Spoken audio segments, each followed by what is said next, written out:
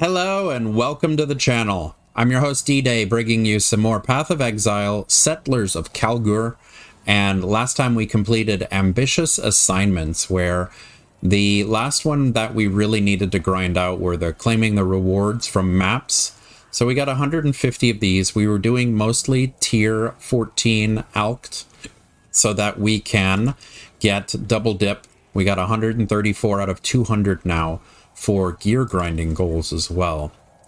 The thing that was frustrating was using the Recombinator. I watched a couple of videos on YouTube. I got a good feeling for it, but then when we put it into practice, we either got really lucky or I didn't really fully understand how it works.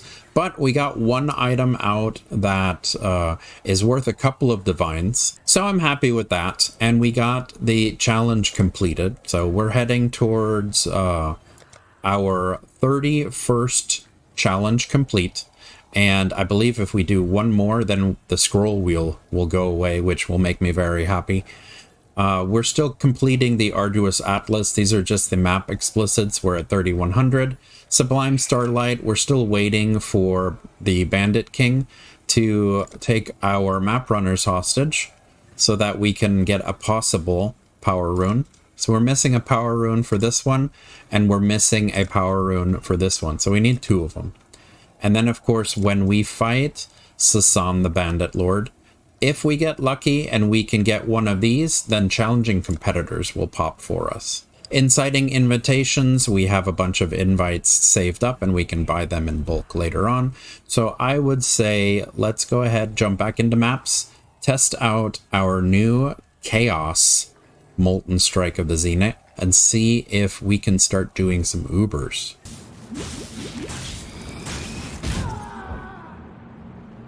Really?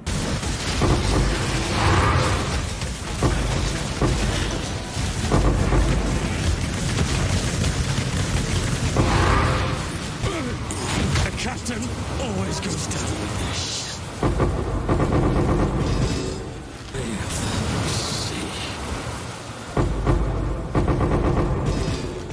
We got a Valdo's Puzzle Box and a Mortal Rage. That's pretty crazy. Let's see, what did we get? Unnatural Instinct. Oh, and I completely didn't notice we did pick up a Divine Orb. I must have rolled right over it. Divine Orb. Very nice. Man, I am having such bad luck sending these boats with people going overboard, dying in tavern brawls, people leaving, negotiated, out-negotiated. We have received a quarter less than we expected. What is this? I mean, I thought we lost a person. We got out-negotiated. Okay, I guess that's a thing. But since these are just the 10 Verisium bars, I mean, how much did we get out-negotiated for, really? And of course, still no Bandit King. This is pretty rough. We're getting a lot of 100%s, though. Replica Dragonfang is worth 10 or 11 chaos. That's pretty cool. Blunderbore is worth 3. We got another incubator. Perfect. All right, on our last map, we got a hollowed ground and bubblegum. A lot of bubblegum. All right, guys, so I am finally ready to transition from Elemental, Molten Strike of the Zenith, to Chaos. Luckily, we got that Mirror Shard in last episode. So I bought a Replica Alberon's Warpath. It has 3 sockets.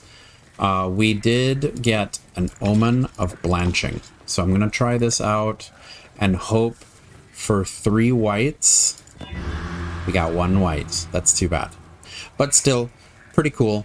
I want to do the same thing. Let's see. Should I do it to the sword or should I? Yeah, let's do it to the sword. For that, I can't leap slam. We're going to take the sword that we crafted and we're going to drop this guy down to 3 sockets. So we're going to go 3 sockets. All right. And then I need to grab the blanching. I have 1 more blanching here. Let's hope for 3 whites. 1 white. Bad luck. Okay. So I don't really feel like buying a whole bunch of blanchings and spamming them until we get 3. I'm just going to be fine with 1. Now all we got to do is got to make this guy go up to 4. Let's see. 4 sockets, 5 sockets, 6 sockets. I know if we go up 1 at a time, we'll keep the socket colors. I think it's safer too, right? Because if we go 6 sockets and we get a blue, then we're kind of boned, right? Let's just go 6 sockets. There we go.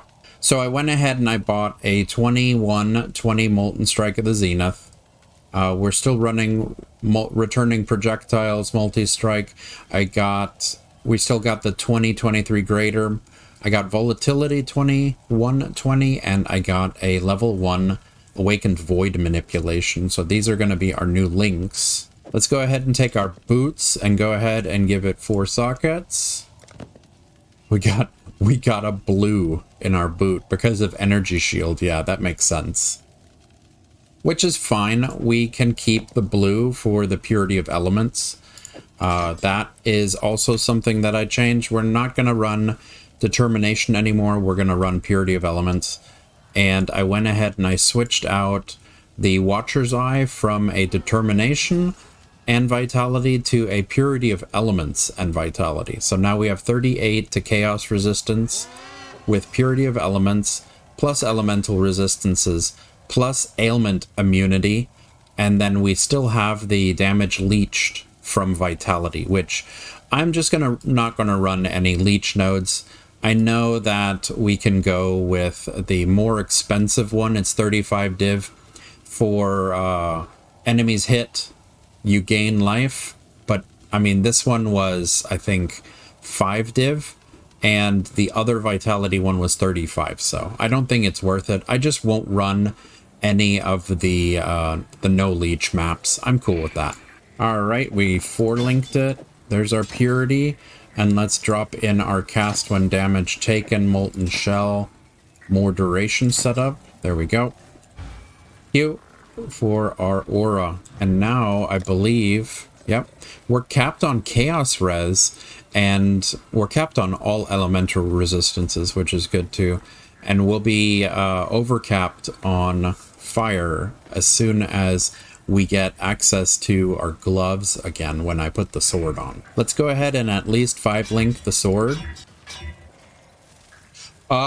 We just accidentally 6-linked it.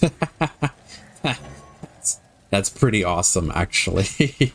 All right, faster attacks, Culling Strike, Leap Slam, Rage, Fortify, and I have no idea. Maybe Endurance Charge on melee stun, maybe I'll do that one. And let's see, we need 3 green and 3 red, which should be easy because it's, well, it is an armor base. Let's go ahead and use our bench to get a minimum of 3 greens. At least 3 greens. There we go. Easy peasy. And now we can put our Molten Strike back into our chest piece. So we are running Purity of Elements, Vitality, and Flesh and Stone in the Sand Stance so that we have less damage taken. And we have now fully transitioned to using the Replica Alberons. It makes it so that we cannot deal non-chaos damage, and it adds 1 to 80 chaos damage per 80 strength, plus it has the 17% increased strength. Plus we've upgraded the ability to encompass the void manipulation for chaos damage and this sword for chaos damage. And now the tooltip says 445,000, which it should be even higher than that now.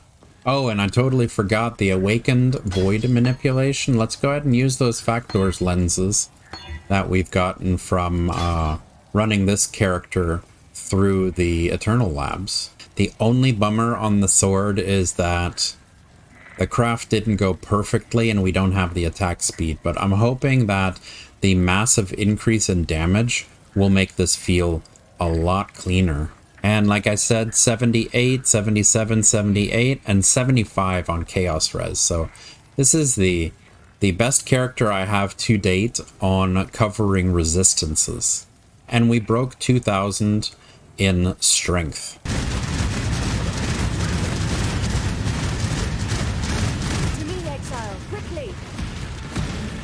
Oh, that was nice. Chaos damage does feel like it is much stronger.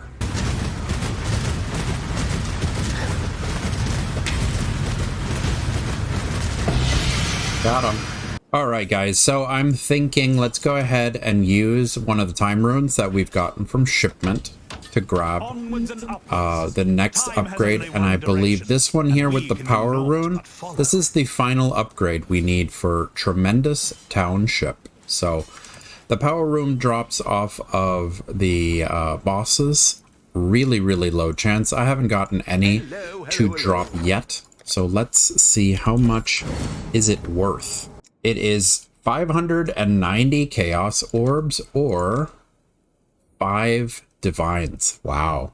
All right, so I have it down here. I'm selling, I want a divine for 1 chaos, which we know that is never going to be fulfilled, but it keeps me updated on how much divines are worth. So right now, divines are worth, I would say 120, because it just showed 119 and it's 116 now. So let's say 120. Okay. So 5 times 120 already is more than the power rune costs in chaos. It's already more than that. So let's see if we can grab one for 590 chaos. We do have that. And how much? Gold? 125, so not that much. Remove 125 gold, and let's go ahead and purchase one of these. Boom, we bought a power rune. All right, and with this guy we should have Tremendous Township. There we go, and we got the next totem piece. It's too bad we have to use the power rune to be able to unlock the power rune for crafting. Wow, and there it is. Attack projectiles return to you. 15 power runes. That is crazy.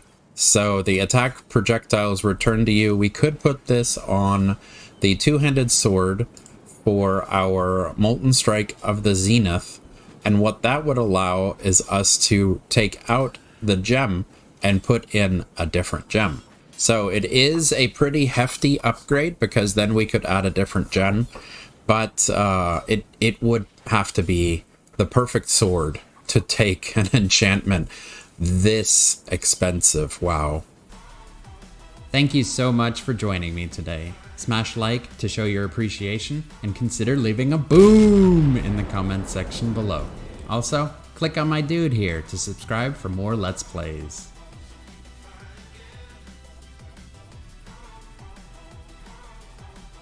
Ooh.